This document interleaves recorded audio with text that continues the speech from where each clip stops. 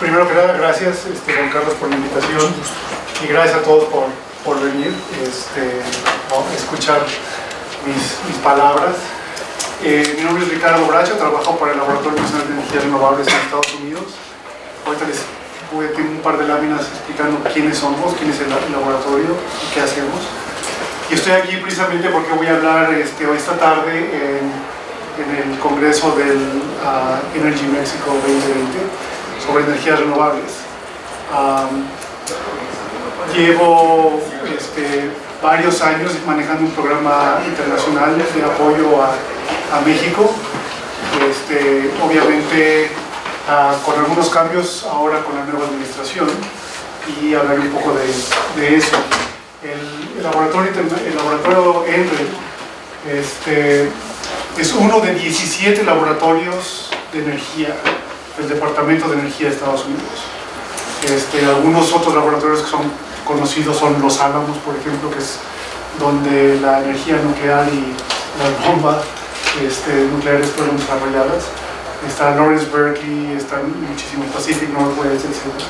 Somos el único laboratorio que el 100% del trabajo es para eficiencia energética y energías renovables, cuando otros laboratorios hacen algunas cosas de ellas.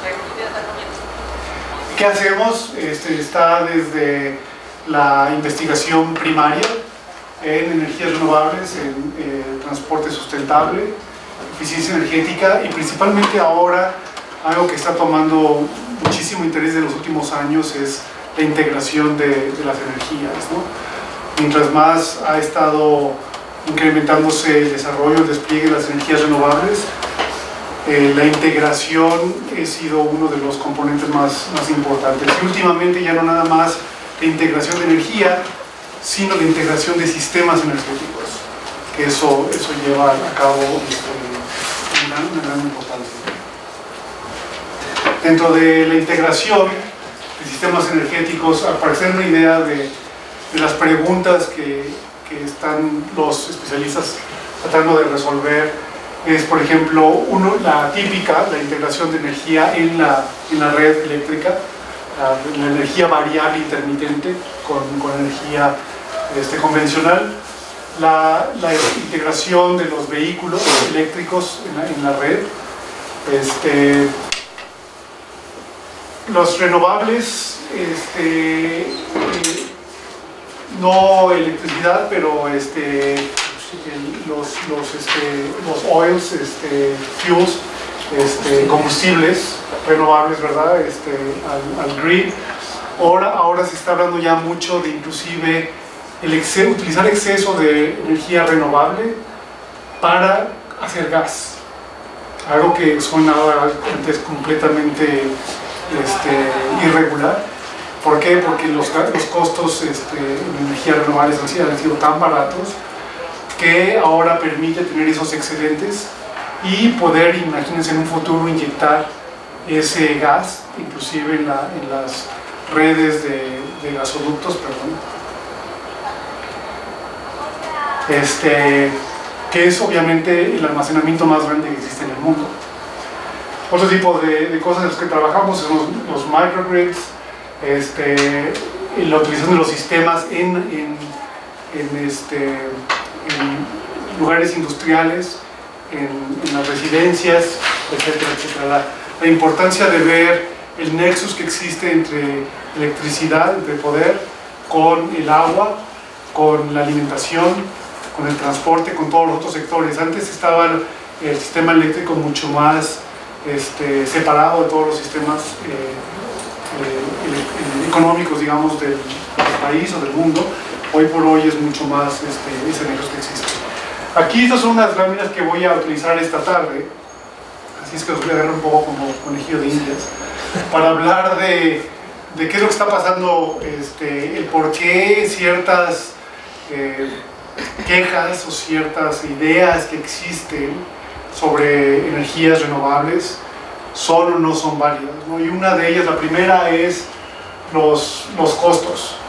Los costos de energías renovables siempre dicen no, son demasiado altos, o son altos ahorita porque hay que construir la planta, pero como no tiene un combustible, ¿verdad? Hablando de eólica y solar, obviamente, eventualmente pues ya su costo marginal de generación pues es cero, pero hay que tomar en consideración el costo actual. Entonces antes era válido este argumento cuando los costos por sobre todo eólicos y solares eran sumamente altos, pero han caído tan rápidamente y continúan con esa descendencia. Claro, como porcentaje, aunque el porcentaje continúe decreyendo, ya en valores reales no es tanto lo que se ve, ¿no? Por ejemplo, el costo de un panel solar ya no va a bajar mucho más, pero los otros costos, ahora el panel solar refleja un porcentaje mucho más pequeño de lo que era antes el costo, ¿no? Entonces los otros costos que antes eran muy pequeños, que uno no ponía mucha atención, costos de financiamiento, costos de instalación, otro tipo de equipos, la interconexión, costos por interconexión, contratos, etc., ahora reflejan un porcentaje alto. Y ahí es donde se está utilizando mucho de los esfuerzos, política pública y regulación para abatir esos costos. El caso es que, bueno, la capacidad el año antepasado, porque no han salido los últimos números, por lo menos a nivel mundial, crecieron todavía muy fuerte. En energías renovables totales, ahí incluimos las convencionales y las no convencionales, crecieron un 8.9%, perdón, un 8%, mientras que de ahí específicamente eólicas en tierra crecieron casi 9%, la generación creció un 12%, y eso debido a que la tecnología está siendo constantemente mejor. Desde los aerogeneradores son mejores, se construyen ahora en lugares donde el factor de planta crece, y además la forma de construir la granja eólica, existen modelos ahora que permiten con una mejor eficiencia que no haya ese canibalismo que existía antes entre aerogenerador y aerogenerador. Hay modelaciones en tercera dimensión ahora donde perfectamente saben cuál va a ser el efecto de cada generador en los que vienen atrás. Entonces la forma en la que se construyen ahora las granjas es muy diferente. Entonces, por eso que la generación ha crecido más que la capacidad. Solar, fotovoltaica es la que sigue creciendo a unos niveles altísimos. 25% creció, igual manera se estima que para el 2019 fue casi igual. Hoy salió en Estados Unidos la Agencia de Información Eléctrica, sacó hoy las cifras del 2019 de Estados Unidos, nada más para Estados Unidos, y su perspectiva del 2050. El IEA no es una agencia que sea muy optimista, porque ellos no toman en consideración qué pudieran ser lo que viene después con nueva regulación y nuevas políticas. Sin embargo, entre las cifras que sacaron ahora, las energías renovables, la generación, no la capacidad instalada, la generación en Estados Unidos va a crecer el doble de aquí al 2050. El carbón se reduce a la mitad, la generación nuclear se reduce una tercera parte, y dentro de las renovables la que mayor va a crecer es la solar. Se reduce una tercera parte, la participación, el share, sí, lo cual quiere decir que a lo mejor sigue creciendo. Sí. Claro, que en 2050 la demanda va... Claro. Exacto. Sí. Ahora, claro, la pregunta es, ¿se irán a construir nuevas plantas nucleares? Sí. Todo, en mi punto de vista, depende de si los microreactores realmente tienen futuro, y hay muchísima investigación en ese aspecto, ¿no? Porque hoy por hoy sigue siendo ambientalmente imposible poner, y por costo imposible poner una planta nueva. Esto es algo que sacó la Agencia Internacional de Energía, también viendo al 2024, tienen más o menos el mismo tipo de pronósticos que lo que hemos visto con IRENA, ¿no? La capacidad de expandirse 50% nada más en 5 años. ¿Cuál es el porcentaje actual de renovables en el total en general en Estados Unidos? En Estados Unidos es el 19%, incluyendo la hidro. La hidro va a ser sí, creo que sin incluir la hidro. La hidro va a bajar como porcentaje total, también porque construir nuevas plantas grandes es muy difícil. Y las renovables intermitentes va a ser el 38%, es lo que se estima para el 2050. Ahora, en costos, otra forma de cómo se mencionan es, no sé si me imagino que han escuchado lo que es el costo nivelado de energía, porque cómo comparar manzanas con manzanas o manzanas con peras, ¿no? Entonces, tiene muchas desventajas el costo nivelado de energía porque no toma en consideración muchos factores como la despachabilidad que tienen las ciertas tecnologías. También cuando dice solar, el costo nivelado es está tomando en consideración un costo de capital, un costo de financiamiento, un factor de planta específico, etcétera, etcétera. Entonces, siempre hay un rango del LCOE, que es como se llama en inglés, para cada tecnología. Y entonces, lo que estamos viendo es, y no nosotros, lo estamos viendo, lo está viendo todo el mundo, es que el costo nivelado de energía de con combustibles fósiles convencionales, con renovables, ya superó, es mucho menor ahora en las renovables, aún tomando en cuenta el rango alto. Y el rango alto puede ser en países como Estados Unidos. ¿Por qué? Porque la instalación, la manufactura es igual, el equipo prácticamente son commodities, pero la construcción es mucho más cara por la mano de obra, ¿no? En lugares como México, en países en desarrollo, en la India, en China, ese costo de construir es mucho menor. El caso es que ahora lo que estamos empezando a ver es que no nada más, hay una comparación nueva, que es cuál es el costo nivelado de las energías renovables contra el costo marginal de generación de las convencionales existentes. Y eso sobre todo es para un lugar como México, que tiene un mercado eléctrico, es muy importante. Y aún así estamos viendo que cuando se comparan esas dos cosas, las energías renovables tienen, están, si no menor que todas, compiten muy bien inclusive con ciclos combinados y con carbón, aún las que se están construyendo con tecnologías nuevas.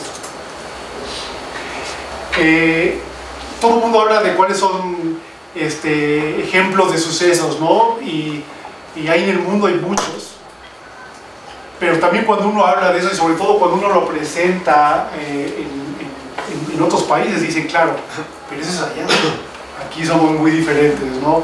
Aquí no tenemos el viento que tiene Dinamarca, aquí no tenemos, qué sé yo, no tenemos los precios, etcétera, etcétera. Pero tiene un reflejo que vale la pena tomar en consideración a nivel global, inclusive para México. Este es el porcentaje de generación eléctrica por viento, y esto es al 2017, todavía en 2018-2019 va a ser un poco más alto. Estamos hablando de casi el 45% eléctrico, esto es en todo el año. Es algo muy, muy, muy alto, ¿no? México tiene en sus metas que el 35% para el 2024 y limpias, exactamente, e incluye cogeneración eficiente, nuclear, etc. Bueno, el caso es que... Y lo que sea como una estación de la Alexa. Sí. En el Alexa de mí. Exacto. El caso es que, bueno, dice uno, bueno, pero sí, eso es Dinamarca. ¿Por qué lo han podido hacer ellos? La respuesta es la gran interconexión que tiene Dinamarca en el sistema europeo. Aquí, por ejemplo, esto está tomado en un momento específico, en el 2016, y aquí vemos a dónde estaba exportando. Aquí el sistema eléctrico de Dinamarca, vemos cuántas turbinas estaban generando y cuál era el neto. Era una exportación de 2,096 megawatt horas. Entonces, eso está pasando en ese momento. ¿Por qué? Pues obviamente el viento está funcionando muy bien y los demás países pues, necesitan importación. Esto es una gráfica que simplemente demuestra el output, la generación por megawatt hora contra la exportación de energía en Dinamarca. Estamos viendo cómo el tren, mientras más está generando, obviamente el tren es mayor a exportar. Esto es después, en el mismo día, estamos viendo ahora al revés. El sistema eléctrico de Dinamarca está importando electricidad de diferentes partes de Europa, ¿no? Países con los que está conectado. Entonces, bueno, ¿por qué es un ejemplo interesante para conocer? Es porque esto también, si estamos hablando del caso de México, México son varias regiones, es un país suficientemente grande con recursos renovables, distribuidos. Sabemos que hay un gran recurso eólico en Tamaulipas y en Oaxaca, ¿no? Pero esos son factores de planta mundialmente extraordinarios. El resto del país tiene perfectamente buenos niveles con factores de planta por las nuevas tecnologías para que en todo el país haya generación eólica. Y sabemos perfectamente bien cómo se mueve el viento. El viento es muy predecible, muchísimo más que el sol. Las nubes tienen un factor de imprevisibilidad muy grande. El viento no, el viento es muy predecible y es un buen operador de sistema. Teniendo sistemas distribuidos eólicos por todo el país puede causar una generación simplemente eólica impresionante. Donde yo vivo, en Colorado, tenemos la bendición de 300 días de sol al año. Entonces hay mucha generación solar y está creciendo fuertemente. Y tenemos mucho viento pasando las rocallosas rumbo a Kansas y Nebraska y demás. En el invierno, que son tiempos de bastante viento, llegamos a tener días donde el promedio de generación eólica para Colorado es el 70% de generación eólica. Y el sistema sabe cómo funcionar con ese porcentaje. En Dinamarca, claro, tenemos periodos donde hay demasiada generación eólica, o tienen periodos con demasiada generación eólica, tienen periodos donde tienen un déficit aquí, y este es el periodo donde requiere un rampeo rápido para poder equilibrar el sistema eléctrico. Aquí es donde el sistema eléctrico, los sistemas eléctricos están cambiando hoy por hoy. No, es algo que durante 100 años no tuvo mucho cambio, no tuvo mucho movimiento. La operación del sistema era realmente sencilla, aunque mucho es de tacto, de feeling. ¿Por qué? Porque no se conoce realmente cuál es la demanda en cada momento. Siempre hay un pronóstico de demanda. Y de igual manera el operador del sistema tiene que estar haciendo un matching con la generación. Hoy por hoy, con las intermitentes, incluye un problema más, pero hay muchas formas de inclusive utilizar esa intermitencia para favorecer a la integración. Las turbinas, los aerogeneradores de los 90s no tienen nada que ver con los generadores ahora. Antes se hablaba mucho de que causaban armónicos, de que causaban ese tipo de problemas, sobre todo cuando dejaban de generar. Ahora los generadores tienen tanta tecnología electrónica adentro del equipo que inclusive cuando están parados pueden dar servicios con ellos. Pueden ayudar a mantener niveles de voltaje, que antes tenía que ir el operador del sistema a otro lado a buscar cómo soportar ese nivel de voltaje o de frecuencia, principalmente con las hidros. Entonces, todo eso está cambiando, sigue cambiando mucho, pero es importante que la tecnología y los operadores vayan de acuerdo. Finalmente, quería hablar un poco de lo que es a dónde vamos, qué está pasando ahora. Platicaba hace rato con el profesor Juan Carlos sobre cómo los sistemas eléctricos, aunque la regulación, aunque la política pública esté poniendo peros en algunas partes del mundo, y alguna de ellas pudiera ser aquí, hay una inercia existente principalmente por dos factores. Uno es el costo bajo de la electricidad, que sigue bajando, la habilidad de poder tenerla en todas partes, y la segunda es el cambio climático o la aceptación de una sustentabilidad que la sociedad está pidiendo. Entonces, tenemos que pensar ahora que la integración de los sistemas energéticos son de una coordinación con flexibilidad para entregar de una forma confiable, robusta, a un bajo costo, los servicios de energía al consumidor y a la sociedad con el impacto mínimo en el medio ambiente. Entonces, simplemente la Agencia Internacional de Energía tiene estas dos gráficas donde ve hoy cómo está el sistema global de energía y cómo pronostica que va a ser en el futuro. Y esto es al 2050. Ahora, simplemente vemos aquí cómo los combustibles fósiles obviamente se reducen, y las renovables que antes estaban utilizando específicamente para presentar electricidad, ahora empiezan a utilizarse inclusive para otro tipo de usos, que puede ser a nivel industrial, inclusive para generar calor, para otro tipo de motivos que antes no se consideraban. ¿Bajo qué supuesto se triplica el output nuclear? ¿Cuáles son los supuestos que tienen ahí? Porque se va de 29 a 86. ¿Quién los va a instalar?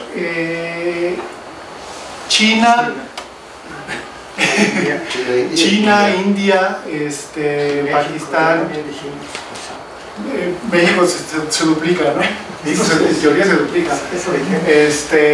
Y toma en consideración también los planes de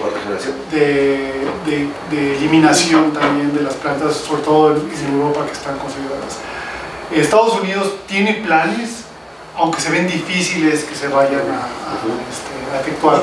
Entonces, lo que la Agencia Internacional de Energía lo que tiene que hacer es tomar la información oficial de todos, no puede inventar, pero más o menos esta es la idea que tienen. Entonces, el futuro eléctrico pues, es de una mayor electrificación, digamos, ¿no? Está un estudio que conoce aquí muy bien Luis. Es un estudio que se está haciendo entre los tres países entre los tres países de América del Norte, que el laboratorio está realizando, que se llama North American Renewable Integration Study, y donde México, Estados Unidos y Canadá pusieron fondos para que Enel lo haga. Y dentro de este estudio hay varios estudios. Uno de ellos es uno de electrificación. Entonces, ¿qué pasa si al 2050 hay una gran electrificación por otros sectores? Obviamente transporte es el primero que viene a la mente, pero el sector industrial es otro que pudiera tener por muchas formas una mayor electrificación. Y el impacto que veíamos en los resultados preliminares de la modelación, México se convierte en un exportador eléctrico inmediatamente a Estados Unidos. La existente relación de importación-exportación entre Estados Unidos y Canadá en el invierno y en el verano, completamente se cambia por una mayor electrificación a calor en el noreste de Estados Unidos y otros cambios en Canadá. El caso es que lo que quiero decir es que el uso eléctrico tiende a ser un uso mayor y va a tener un efecto donde se tiene que tomar en cuenta ahora en la planeación, no nada más de la red eléctrica, no nada más para las tarifas y lo que se utilizaba antes. Se tiene que pensar ahora de una forma muchísimo más global, el nexo que existe sobre todo con agua y por lo mismo con el alimento. Es algo que se está empezando a analizar porque es puede ser muy fuerte. Y si en eso encima de todo le echamos los problemas de cambio climático, pues es todavía mayor. Hay estudios inclusive que se están realizando ahora, cuál es el efecto del cambio climático a nivel del cambio en la frecuencia del vientos, porque si vemos así como ha estado cambiando las temperaturas, están cambiando también todos los ciclos, ¿no? Donde yo vivo, tenemos años donde hay muchísima nieve en el invierno y hay años donde son relativamente secos. En Colombia tienen un 63%, 65% de generación eléctrica por hidro. Cuando tienen el año del niño, bajan a un 35%. La mitad de su generación eléctrica hidro desaparece. Y ellos tienen que ir por combustibles fósiles muy costosos, generalmente es diésel, y tienen que reflejar eso en precios, etcétera, etcétera. Entonces los cambios climáticos tienen un efecto no nada más en cuanto a los valores, pero hasta en la parte eólica estamos viendo que la forma en las velocidades de viento que se veían hace 15, 20 años están cambiando, se están moviendo las curvas de viento, se están moviendo al norte, sur, etcétera, etcétera. Entonces tiene que ser muy dinámico la forma del análisis. Si tenemos tiempo para una lámina más, quería comentar algo que conoce también aquí muy bien Luis. Quiero hablar un poco de lo que es la importancia de la planeación y la planeación bien hecha para dar las señales al mercado para que el mercado tome las decisiones adecuadas, ¿no? Aquí les presento dos gráficos de dos estudios que se han realizado. El de México no se ha acabado, se empezó por la administración anterior y se llegó a un punto interesante. El caso es que en Texas, hace varios años, Texas tiene muy buen recurso eólico. Y de repente, aún teniendo una generación no muy grande, tenían que hacer corteo. ¿Por qué? Porque había mucha congestión en la transmisión. Y claro, como en todos lugares, el viento tiende a estar en zonas lejanas a las zonas urbanas, donde la gente no quiere vivir generalmente, ¿no? Entonces, en Texas es igual. Casi todo Texas, el viento principal es en la parte oeste. Entonces se realizó un estudio que se llamó Zonas Competitivas de Energías Renovables para ver cuáles eran las zonas, primero, que están todas circuladas, cuál era donde el recurso eólico era mejor, simplemente en esa base. Después de eso se habló con el sector privado para decir, ok, de todas estas, ¿en dónde tienes interés? Porque no porque el recurso sea bueno ahí, significa que yo como desarrollador voy a desarrollar ahí, por muchos motivos. En México, el recurso eólico, como les mencioné, está en muchos lados. Aquí, por ejemplo, en Baja California Norte, en esta parte ya no tanto Tamaulipas, pero Nuevo León, Coahuila. Pero a lo mejor no hay interés de los generadores. ¿Por qué? Porque a lo mejor hay violencia en esa zona, por decir un ejemplo. Entonces, si yo no hablo, si no hay un proceso en el que incluyo al sector privado, la toma de decisiones no va a ser realmente la adecuada, ¿no? Entonces, en Texas se acabó haciendo, ahorita les voy a enseñar los resultados de la construcción de esa gran nueva red de transmisión. Y la idea que se presentó en México, y que de hecho este modelo que diseñó Texas, se está utilizando ya en todo el mundo. China lo está utilizando, Colombia lo está utilizando, la India lo está utilizando, en México se estaba analizando, tenemos el optimismo de que algún día se vuelva a poder a utilizar. ¿Por qué? Porque lo que vimos era, tomando en consideración lo mismo que mencioné, dónde está el recurso, dónde está la densidad del recurso, no nada más el recurso específico, que es eólico y solar, hablando de esas dos tecnologías, pero dónde está la densidad, dónde tomando en cuenta que no puedo construir porque puede haber volcanes, porque puede haber un montón de externalidades que no me permiten, hay una densidad mayor, significa que vale más ese recurso, ¿no? Luego, ¿qué otras cosas hacen que ese recurso sea interesante para construir nueva transmisión ahí?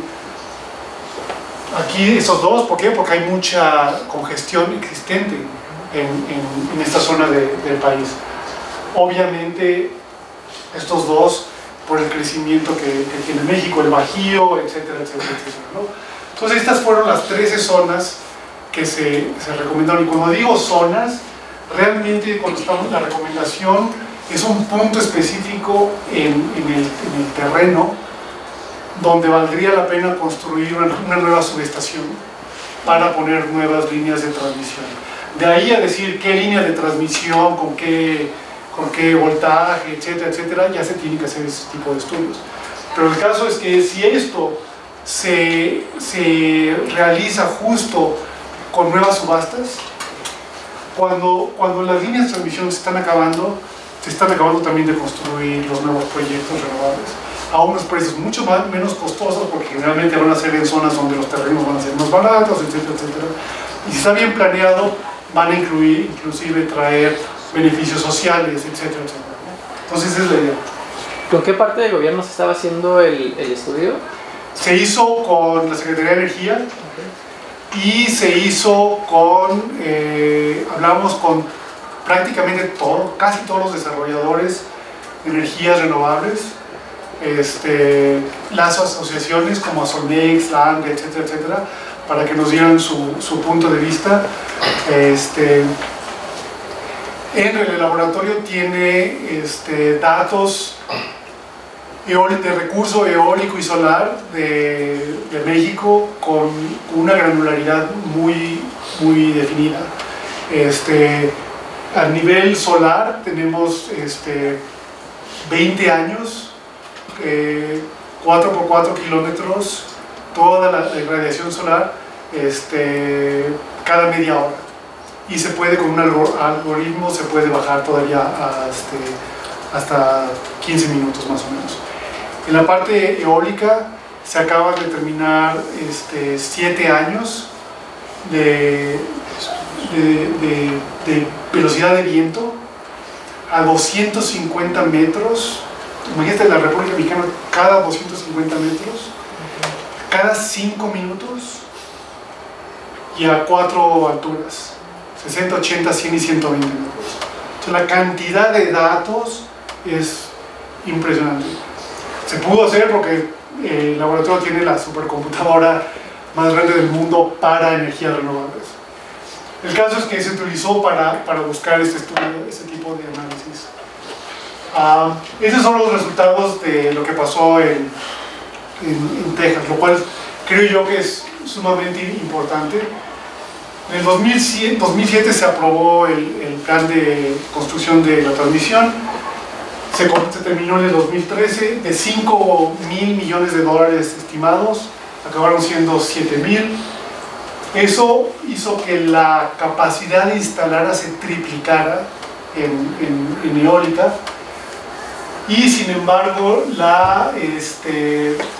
a más de 30 gigawatts a principios del 2020. Y la generación fue muchísimo más, 8 veces exactamente. Eso porque ya existía el corteo y porque ahora hay mucho más utilización con las mejores nuevas tecnologías, etcétera, etcétera. El otro beneficio que pasó es, al haber construido ya toda esa transmisión para energía eólica exclusivamente, cuando bajaron, fue al mismo tiempo que estaban bajando los costos solares, eso ha hecho que la energía solar en Texas haya crecido muchísimo, de menos de 1 giga, ahorita ya son 2.5, con una generación 6 veces mayor. Y algo que es muy importante también es que aún así, con esta gran inversión que se hizo en infraestructura, los precios eléctricos se mantuvieron. Y esto es un mercado regulado, o el mercado de ERCOT, que es un mercado eléctrico, donde el costo marginal incluye esa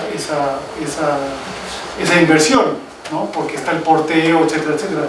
Entonces significa que el usuario, el consumidor residencial, el industrial, el comercial, pagaron por esa infraestructura y aún así no le subieron el precio eléctrico. Entonces son ejemplos de lo que se puede hacer cuando hay una buena planeación y cuando hay transparencia, etcétera, etcétera, ¿no? Entonces, bueno, esto es muchos temas que quería mencionar, y quería ahora sí abrir el tiempo para cualquier pregunta que tengan. Nada más lo que sí les aviso, yo no soy ingeniero. mi background fui investment banker, pero luego tuve estudios en energía y llevo 9 años en el laboratorio. Mi trabajo es de llevar asistencia técnica de política pública y de regulación a países en desarrollo que están precisamente buscando eso. Pero yo tengo mucho que ver con la gente técnica, entonces algunas cosas puedo decirles, pero si algo no sé, con mucho gusto los pongo en contacto con los expertos. ¿Preguntas? ¿Comentarios? ¿Todo claro? A ver.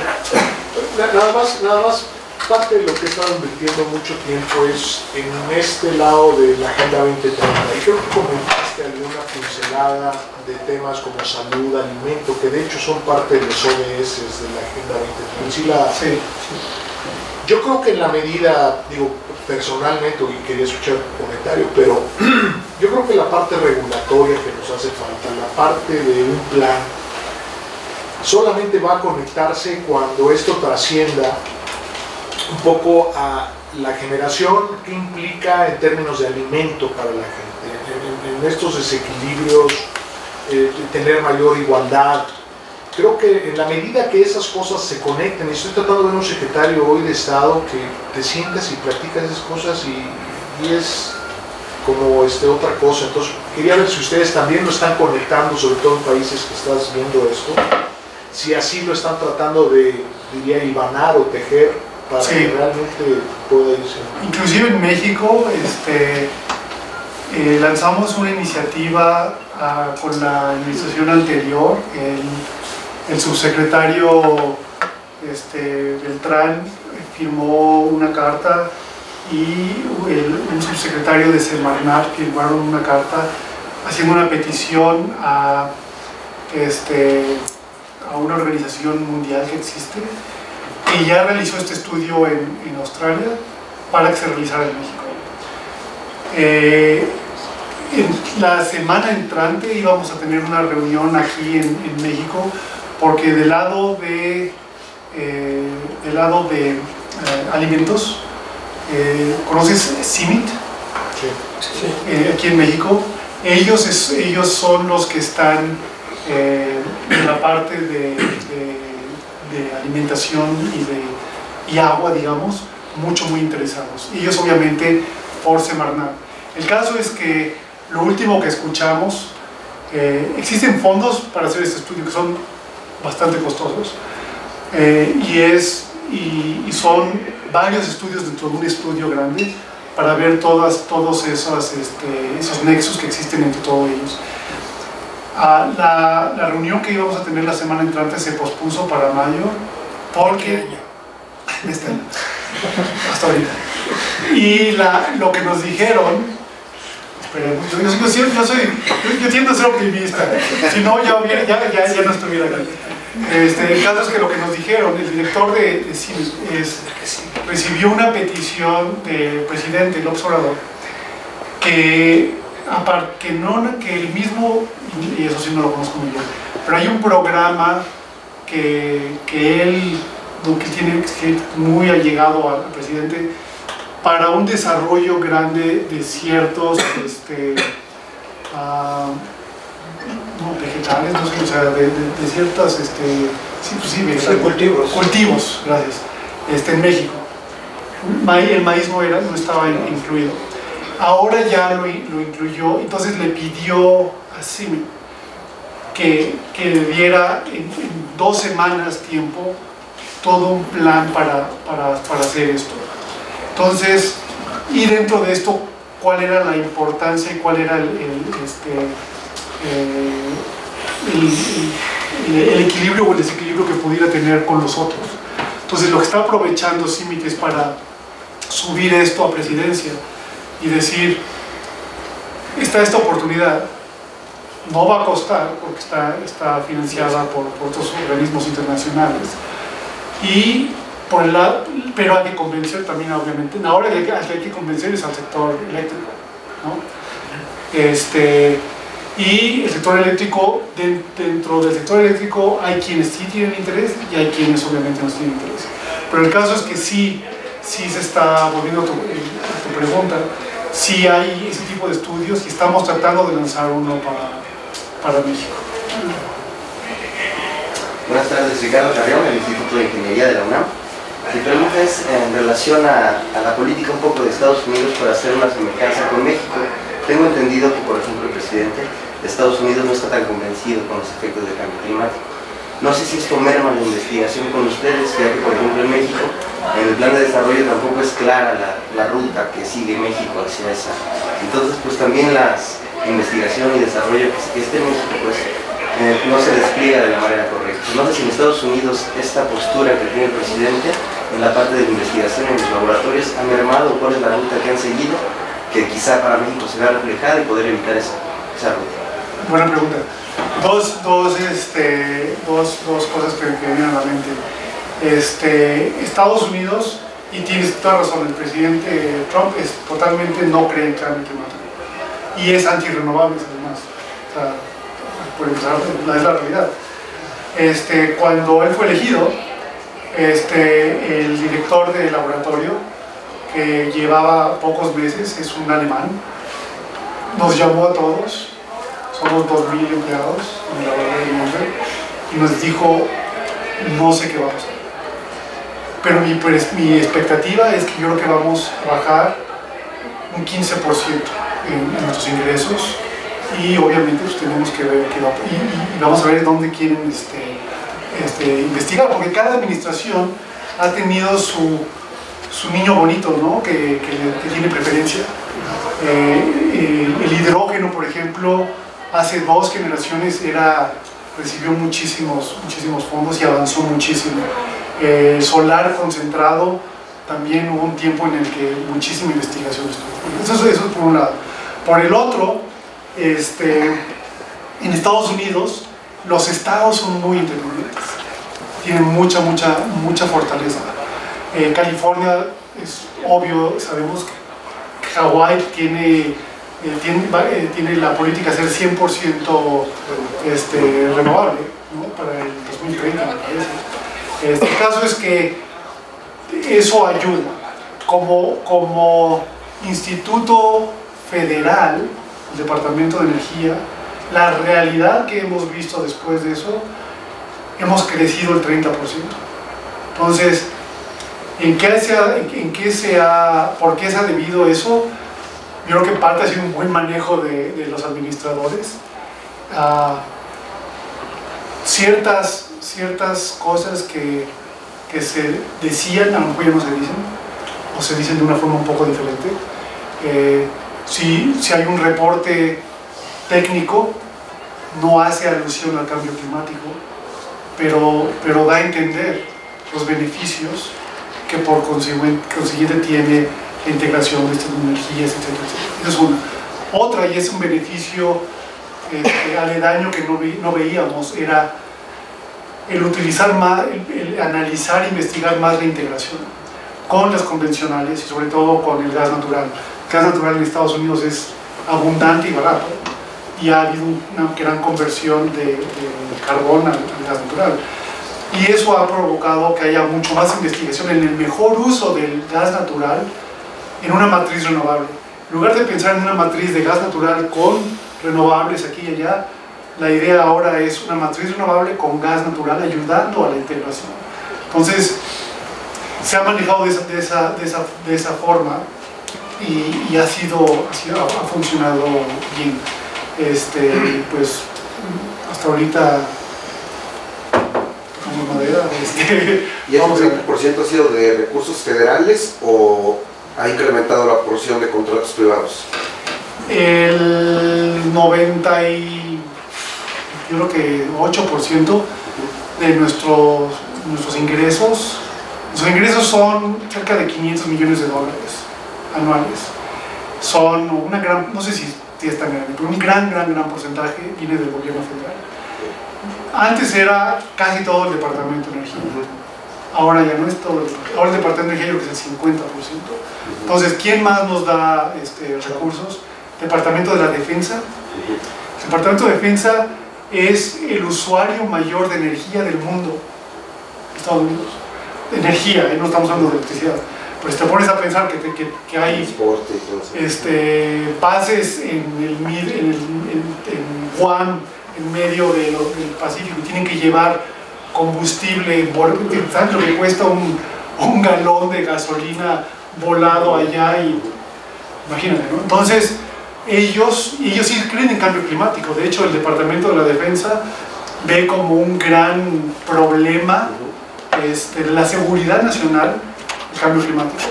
Entonces ellos dan mucho, para investigación y el otro para desarrollo. Todas las bases militares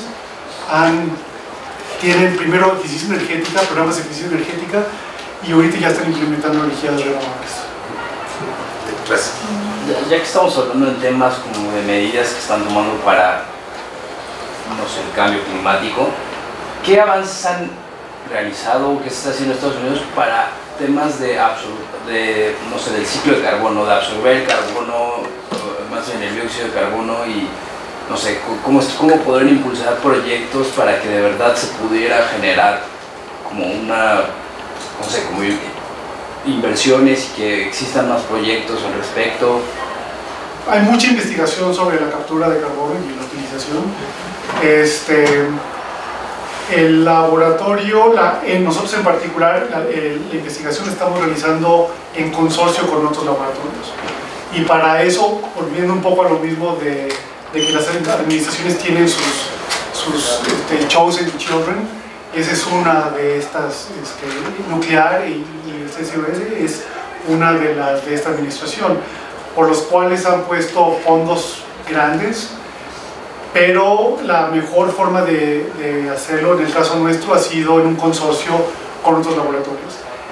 Lo que se ve ahora es que todavía le falta mucho para que sea costeable.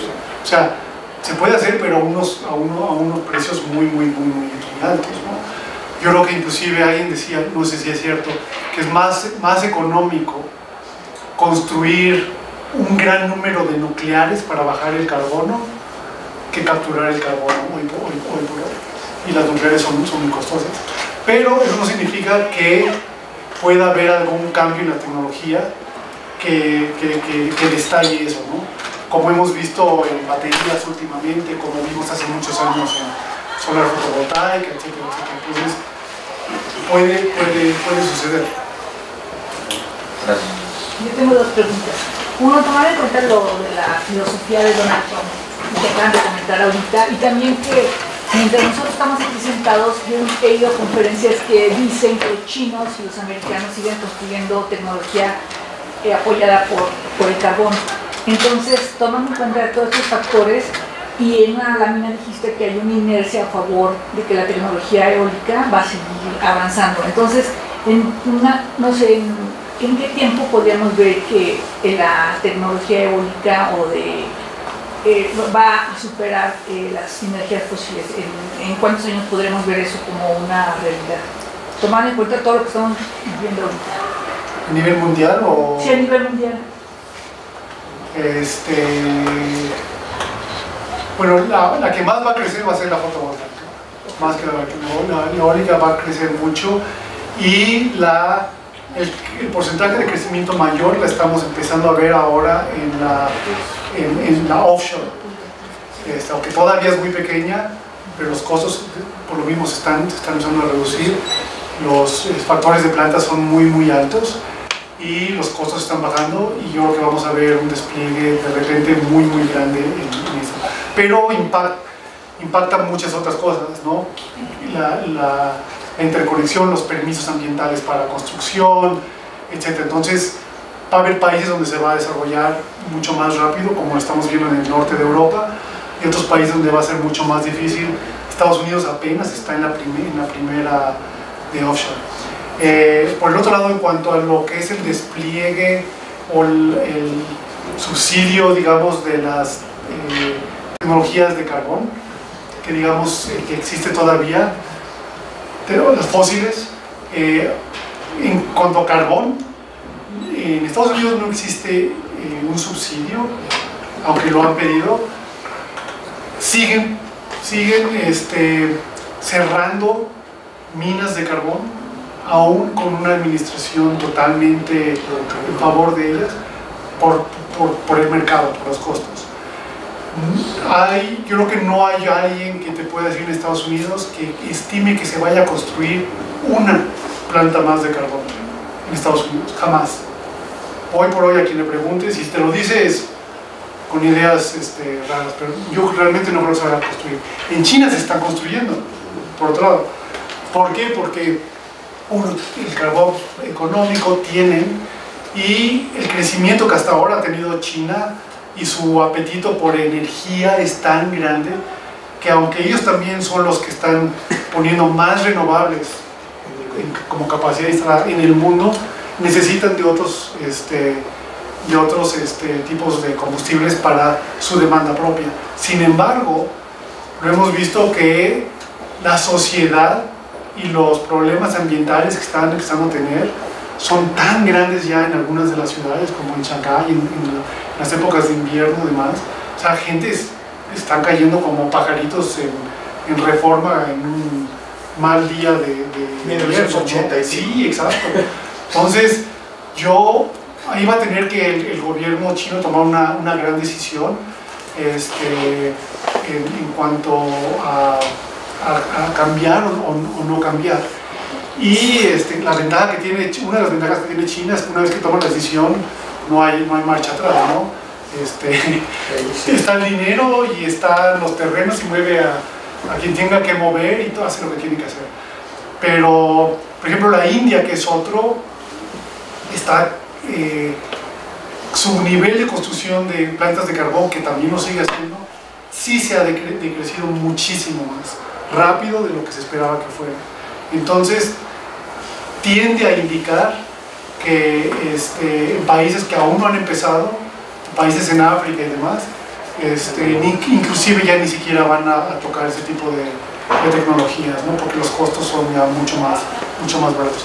De igual manera que la generación distribuida, ¿no? Hay muchos lugares donde ya no vale la pena, ni vale la pena tener una red. En México, que queda un 1.5% más o menos de personas sin electricidad, sin acceso eléctrico real, es mucho menos costoso ponerles generación distribuida que llevarles la red para allá, ¿no? Entonces es un poco lo que vamos a ver. Sí, no, pero dame rápido. Alguien te pregunta en la lámina que dijiste que México va a exportar electricidad o a Estados Unidos en el futuro? En el estudio que mencioné que se está realizando en la modelación preliminar al 2050, bajo un escenario de gran electrificación, aún en México, el nivel de electrificación que se espera en México es menor o menos rápido, no menor, menos rápido que en Estados Unidos, sobre todo por la parte de transporte. Sin embargo, sí se espera que tenga un impacto fuerte. Pero por el gran recurso que tiene México, sobre todo con las renovables, los grandes metas y compromisos que tiene Estados Unidos, California sobre todo, para energías limpias, México tiende a convertirse en un exportador neto eléctrico para Estados Unidos. En todos los escenarios México salía como exportador neto. Y de hecho en generación distribuida, México era el único de los 3 países que cumplía con más de un 10% de generación total siendo de generación distribuida en un año. Que es o sea, hoy hablamos de que México tiene generación limpia, ¿cuánto es? Menos de 20, no, 21%. Imagínate, que ahí, precisamente lo que es ahorita hidro, que es un 10% más o menos, que eso fuera simplemente generación distribuida solar en México, nada de distribuida, no la utility scale. Regresando al tema del estudio, ¿sabes si para el desarrollo y para la conclusión del mismo tuvieron algún acercamiento con Banograx o con el Fonadim? Te comento porque me hace sentido que se puede llegar a financiar. Yo estoy en el Fonadim, Fondo Nacional de Infraestructura, justo para la dirección de Agua, Energía y Medio Ambiente. Entonces, viendo más o menos el tema del estudio, a mí me haría sentido que por medio de la coordinadora sectorial, que sería la CENER en este caso, se pueda hacer algún acercamiento y valorar si se puede financiar la conclusión del estudio. Para el estudio de que toma en cuenta de todo sí, el que comentaste que empezó la administración pasada, pero que se detuvo. El que tome en consideración todos los sectores, alimenticio, etcétera, etcétera. Ajá, y el de la parte eólica, en el norte del país. Y zonas de alta construcción. Bueno, no se detuvo por falta de fondos. Los fondos los tenemos nosotros. Okay. El programa de México, como punto aparte, es financiado a ENREL por la institución sin lucro más grande del Reino Unido, que es de un fondo de pensiones. Crearon esta parte para bienes a la niñez del mundo.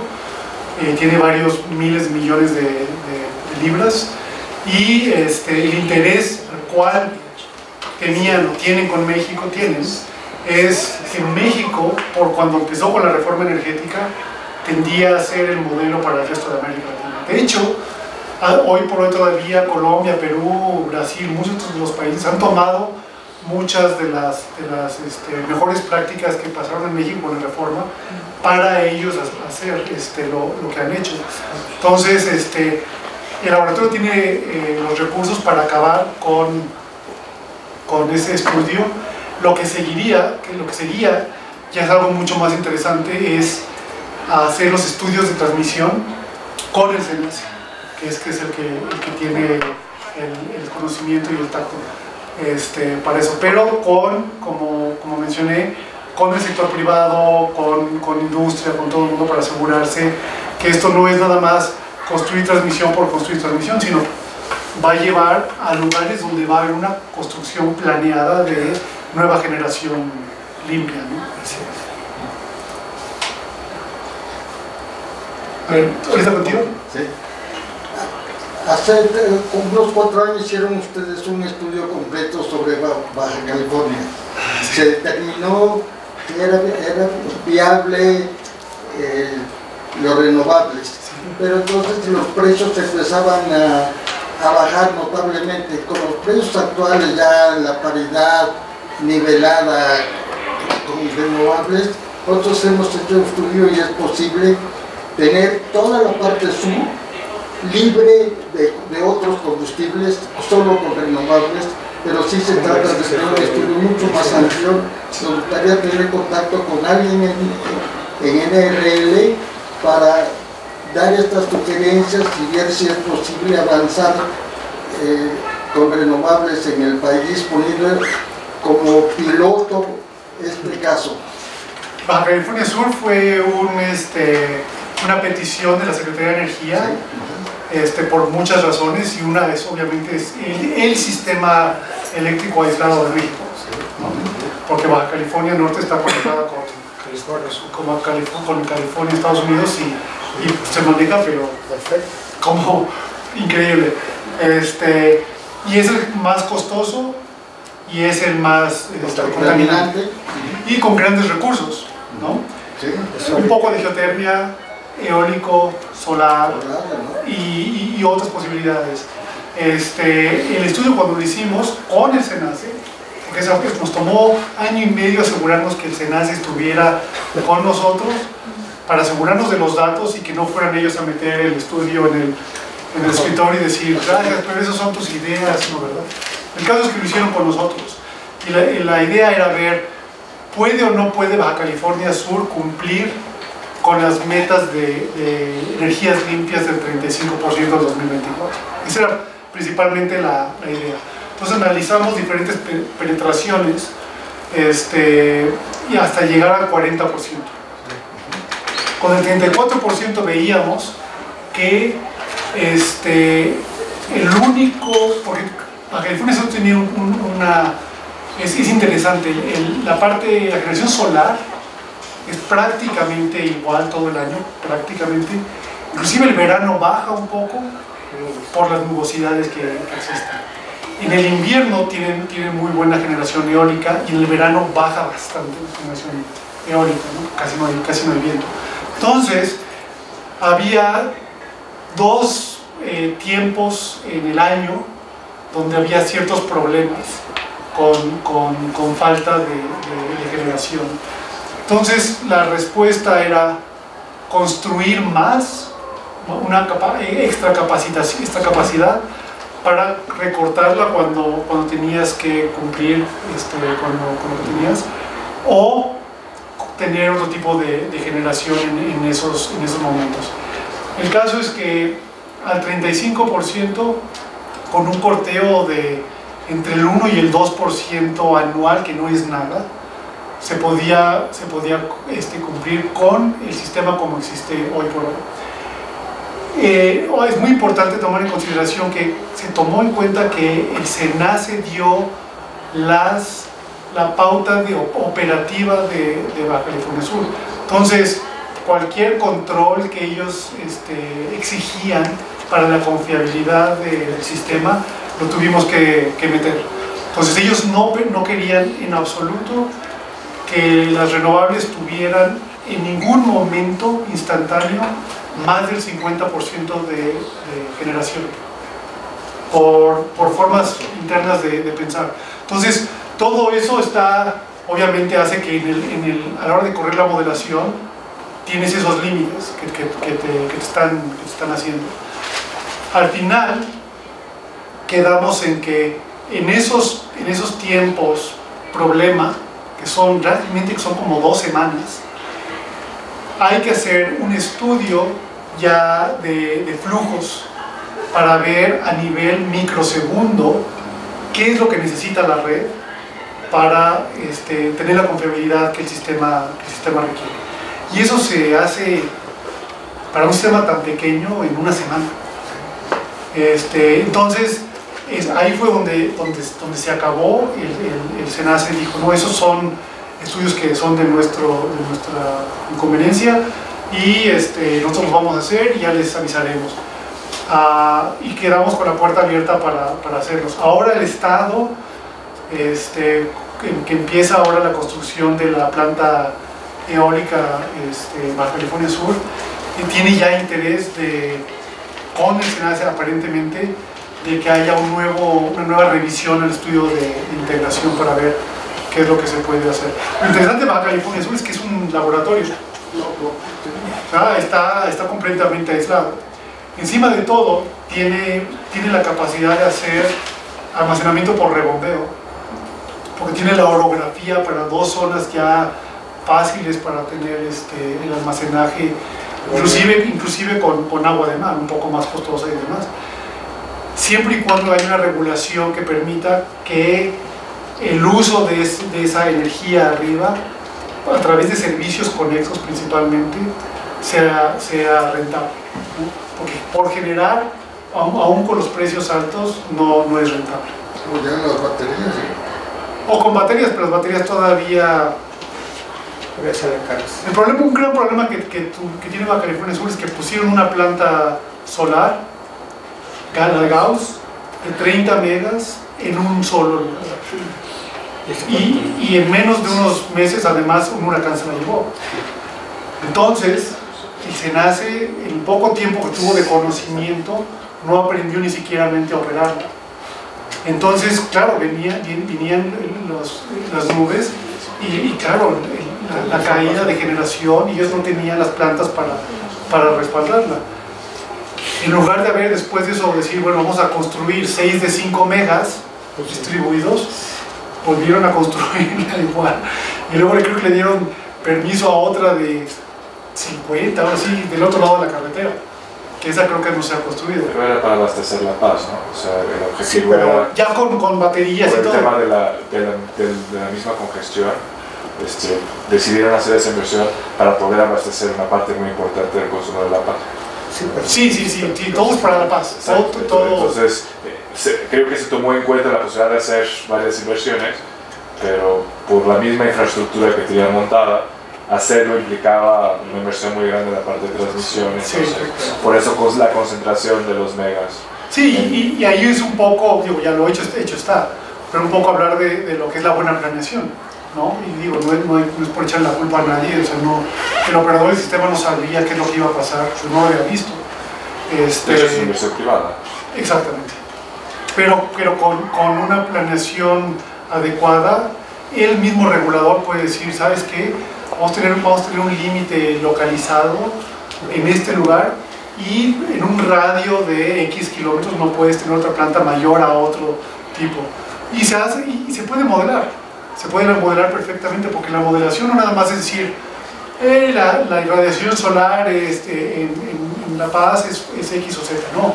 Como les dije, tenemos 20 años donde conocemos exactamente cómo se mueve el sol y las nubosidades. Y de ahí se sacan los años típicos meteorológicos que te sirven para la modelación. Y puedes hacer realmente modelar el despacho y el compromiso de cada unidad a bajar los costos, manteniendo la confiabilidad del sistema con la modelación. Eso todo se puede hacer. Perdón. Una cuestión es que el SENACE, como bien lo mencionaba, le pone un pero a la generación renovable que tiene un recurso intermitente por la confiabilidad operativa del sistema. Y eso evidentemente en el verano o en ciertas condiciones se vuelve crítico, ¿no? O sea, ellos no quieren estar expuestos a que alguna de estas centrales por disponibilidad de recursos de repente deje de tenerlo, ¿no? Y el sistema entre en operación crítica. Entonces el tema es los bancos de baterías.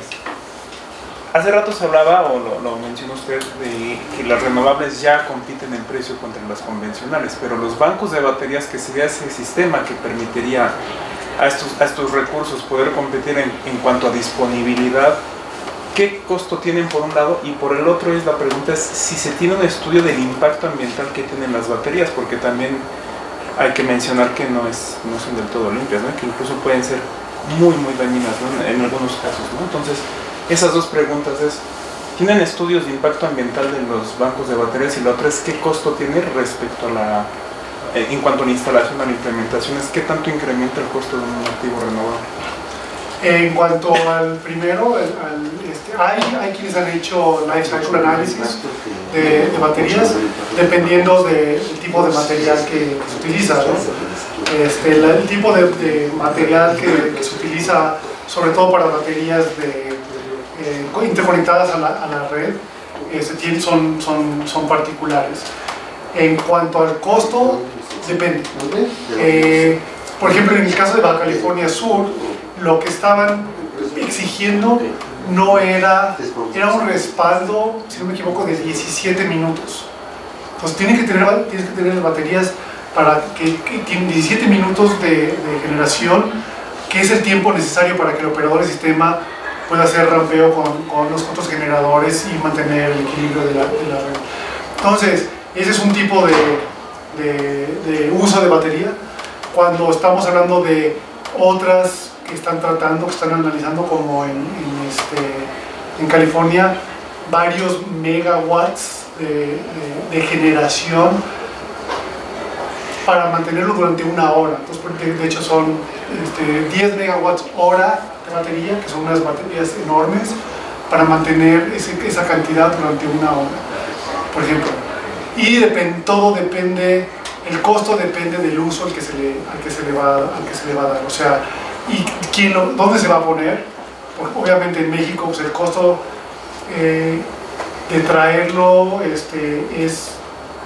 de instalarlo es relativamente menor a Estados Unidos. De hecho, mañana tengo una reunión en la mañana con una empresa de baterías, AES. Tengo entendido que casi para entrar al mercado de México quieren casi regalar baterías para poner en la red eléctrica. No sé de qué tamaño y qué tipo de servicios pueden dar, porque una de las facultades de las baterías es la velocidad de despacho, es instantánea. Entonces es mucho menos costoso para el operador del sistema si lo estás comparando con una picker de gas súper costosa, ¿no? Entonces el costo, uno es el costo realmente de instalación, pero hasta ahorita, hoy por hoy, no se están instalando con renovables baterías que soporten varias horas de generación, que se carguen para varias horas. Hoy por hoy son unos minutos, una hora,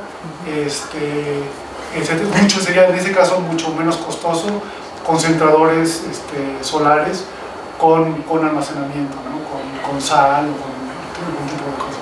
Bueno, rápidamente nada más en este sentido, el código de red no establece nada acerca de la instalación de bancos de baterías en los puntos de consumo, que eso también podría ayudar bastante a la estabilidad del sistema, ¿no? Porque si los centros de carga, principalmente los industriales, son capaces de mantener las variaciones, ¿no? o su carga misma algún tiempo, el sistema podría tener esta penetración. Es la parte regulatoria, ¿no? Es decir, la parte del entendimiento de la tecnología llevado a las leyes.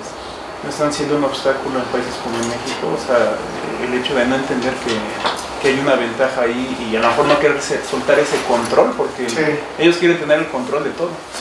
Sí, totalmente de acuerdo. Uno es el no saber lo desconocido, el tratar de operar la red en base a lo que se conocía, el no tomar ciertos riesgos. Y lo otro, definitivamente, una vez tomada la decisión, la parte regulatoria tiene que ir completamente de la mano, y los códigos de red no nada más adecuarlos a lo que en otros países están haciendo, porque esos otros países son muy dinámicos inclusive. Un ejemplo es los códigos de red para interconexión ahora fotovoltaico, hablando de inversores inteligentes. Antes hablaba se sugiere analizar, el código decía algo así como: se sugiere analizar el uso de los inversores inteligentes en la red. Después fue un poco más severo. Hoy por hoy se exige que la instalación solar fotovoltaica, por ejemplo en California, tenga que utilizar inversores inteligentes. Y dependiendo del circuito en donde se instala, pueden estar preprogramados, porque cada circuito es diferente, o pueden ser controlables por el operador del sistema. Cada uno tiene sus beneficios y sus contras. Entonces, siempre hay gente que está viendo esa nueva dinámica y cómo la parte regulatoria tiene que estar de la mano con eso. Y si empiezas con una desconfianza, pues para llegar a la parte regulatoria es un gran camino. Después de la inversión que hicieron, comentaste en el desarrollo de plantas de hidrógeno, ¿tú ves en este momento como un futuro el incremento de la utilización de energía para la generación de hidrógeno para el transporte? ¿O es un tema que en este momento no está en la agenda en Estados Unidos? No está en la agenda, pero sí. El gobierno americano puso, si no me equivoco, $10.000 millones en investigación para hidrógeno. La industria privada puso 4 o 5 veces eso. Estoy hablando nada más de la industria privada automovilística. Toyota fue uno de los principales. Ellos le han apostado más en eso. En el laboratorio tenemos vehículos de hidrógeno que hemos usado para tests, que tienen ya más de 5, 6, 7 años. El rango entre carga y carga es de aproximadamente 500 kilómetros, lo cual es ahora las grandes, por ejemplo un Tesla con batería grande tiene más o menos lo mismo. El costo de ese vehículo ya es muy similar al eléctrico. Lo que no le ayuda es la infraestructura para cargar. Entonces el Departamento de Energía, lo que sí está haciendo en California, está construyendo una carretera, digamos un highway, le dicen, pero no es realmente una carretera, de infraestructura para cargar en California. Y es la prueba para que entonces el sector privado, sobre todo, vea la oportunidad de financiamiento que existe para recuperar esta inversión y que sea un buen negocio, ¿no? Al final de cuentas no se pone por altruismo, mientras que el eléctrico yo puedo llegar y ponerlo en mi casa, ¿no? Sin hacerle un cambio cero o con un cambio muy pequeño para ponerlo a 240 a lo mejor. El hidrógeno sí me complica porque necesito ir a un lugar específico para hidrógeno. Luego, en cuanto a la conversión, pues hay muchas formas de llegar al hidrógeno, ¿no? Y una de las que hemos en el laboratorio trabajado mucho es eólico a hidrógeno, pero el hidrógeno se utiliza en agricultura y se produce en otras formas. Entonces, no es tanto la dificultad de producirlo, aunque sí para producirlo renovablemente, sustentablemente, pero más en cuanto a la infraestructura para cargar. Yo creo que si estamos hablando del 2050, yo creo que los dos van a ser opciones. Yo creo que uno va a llegar y vas a poder ir a la Toyota y vas a tener las dos opciones. La infraestructura para después. Y la infraestructura hecha existente para los dos, ¿verdad? Creo. Primero el otro.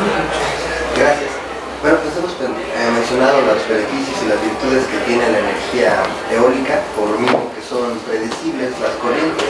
También las corrientes marinas tienen cierta trayectoria constante. Ya saber qué avances, si están patentando algo en Estados Unidos, si están haciendo investigación con las corrientes marinas, si existe algún vínculo con investigadores mexicanos, pues para desarrollar también esta tecnología, que si bien no hemos volteado a verle, es un recurso que también pudiera beneficiar, como dicen en California Sur, como dicen en el sur, Cozumel. También tenemos potencial para poder planificarlo. Quería saber qué investigaciones, qué avances, qué innovaciones, qué patentes existen y si están desarrollando algo en el laboratorio. Nosotros no somos el que más desarrolla, pero sí desarrollamos algo de investigación. Y claro, cuando hablamos de marina hay varios tipos de generación por movimiento, por calor, movimiento de las olas, por movimiento por corriente, etcétera, etcétera. En cuanto a patentes, hay algunas patentes que existen El proyecto, si no me equivoco, el más grande que existe en operación está en Canadá. Hay uno en Canadá y otro me parece en el Reino Unido, que son bastante grandes, a varios megawatts de capacidad. En cuanto a costo, hasta donde tengo entendido, todavía no son muy despachables, pero al final de cuentas yo lo que vamos a tener, como mencionaba un poco de los vehículos con opciones, vamos a ver una utilización de recursos de todo, ¿no? Si estamos en México, tiene que haber un uso de geotermia, tiene que haber un uso marítimo, tiene que haber un uso de biocombustibles, todo dentro de una sustentabilidad, ¿no? No puede uno tomar ganadores o perdedores, pero yo creo que eventualmente, y a lo mejor la captura de carbono va a poder ser también viable, ¿no? Entonces, mi pregunta es un poco pensando en, como decían, la implementación de energía, como dice la fotovoltaica, ahorita despunta y es la más prometedora y la que va a estar mejor posicionada. La fabricación de estos módulos requiere de tierras raras o de materiales que en realidad no son renovables.